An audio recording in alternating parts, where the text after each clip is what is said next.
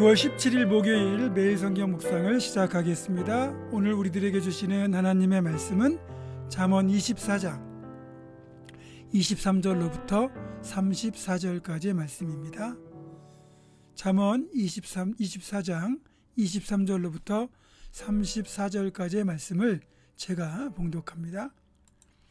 이것도 지혜로운 자들의 말씀이라 재판할 때의 낯을 보아주는 것이 옳지 못하니라. 악인에게 네가 옳다 하는 자는 백성에게 저주를 받을 것이요 국민에게 미움을 받으려니와 오직 그를 견책하는 자는 기쁨을 얻을 것이요 또 좋은 복을 받으리라. 적당한 말로 대답함은 입맞춤과 같으니라. 네 일을 밖에서 다스리며 너를 위하여 밭에서 준비하고 그 후에 내 집을 세울지니라. 너는 까닭 없이 내 이웃을 쳐서 증인이 되지 말며 내 입술로 속이지 말지니라. 너는 그가 내게 행함같이 나도 그에게 행하여 그가 행한 대로 그 사람에게 갚겠다 말하지 말지니라.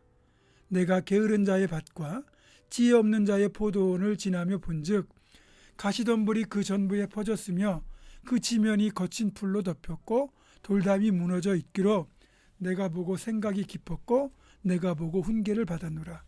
네가 좀 더 자자 좀 더 졸자 손을 모으고 좀 더 누워있자 하니 네 빈궁이 강도같이 오며 내 곤핍이 군사같이 이르리라. 아멘. 오늘 본문 30절 이하에서는 게으름을 멀리할 것을 경고하고 있습니다. 내가 게으른 자의 밭과 지혜 없는 자의 포도원을 지나며 본즉 가시덤불이 그 전부에 퍼졌으며 돌담이 무너져 있는 것을 보고 깨달은 것이 많다, 이런 뜻이잖아요.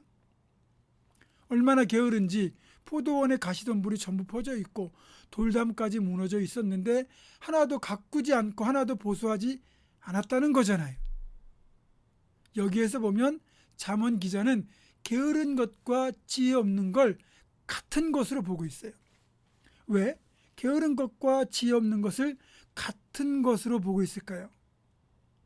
사실 게으른 사람은요, 생각하는 것도 싫어합니다. 좀 더 생각하고 좀 더 고민하면 좋은 방법이 떠오르고 일도 훨씬 더 수월하게 해낼 수 있습니다. 그런데 어떤 일을 맡겨도 시킨 것만 할 줄 알지 생각하지 않는 사람은요, 성장이 없어요. 달란트 비유에서도 5달란트와 2달란트 맡은 사람의 특징은 부지런하고 생각을 많이 하고 고민을 많이 했기 때문에 각각 5달란트와 2달란트를 남긴 거예요. 그것이 바로 지혜로움과 부지런함이 같이 연결되어 있음을 알려주는 겁니다.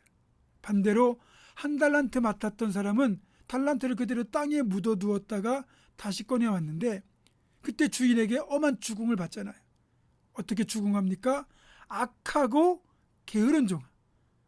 악하기도 하고 게으르기까지 하다는 거예요.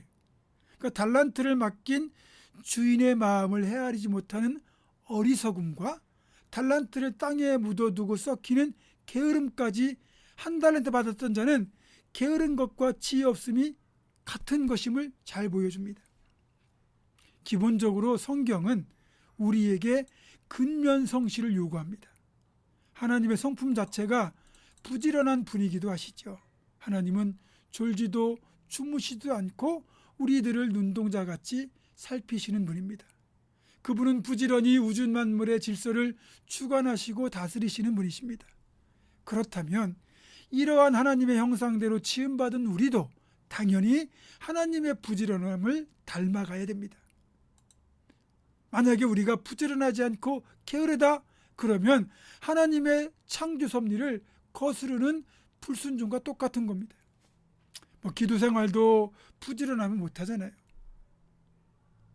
여러분, 우리 민족이 그래도 이렇게 경제대국으로 부강한 나라로 성장할 수 있었던 비결은 우리 민족 특유의 부지런과 그 부지런함이 이제는 신앙생활, 기도의 삶과 연결이 되어 하나님의 특별한 은총과 축복을 받았기 때문입니다.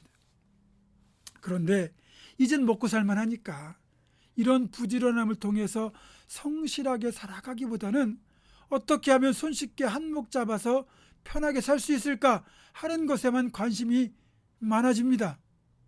그래서 요즘 뭐 주식이나 부동산, 비트코인 같은 그런 데 투자를 하는 거잖아요. 성도들 역시 기도의 자리에 엎드리기보다는 자신의 삶을 즐기는 것에만 관심을 쏟고 있습니다. 33절 또 34절의 경고가 우리에게 임하지 말라는 법이 어디 있습니까?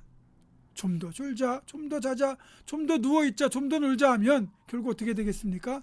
가난해집니다. 동남아나 저 중남미의 경우는 자연환경이 정말 좋습니다. 날씨가 덥긴 하지만 비교적 강우량이 풍부하고 토질이 비옥해서요. 조금만 열심히 일하면 굶을 일이 없는 나라들인데 이상하리만큼 가난한 나라가 대부분입니다. 왜 그럴까 생각을 해보면 굶을 일이 없다고 대책 없이 게으른 사람들이 많아요.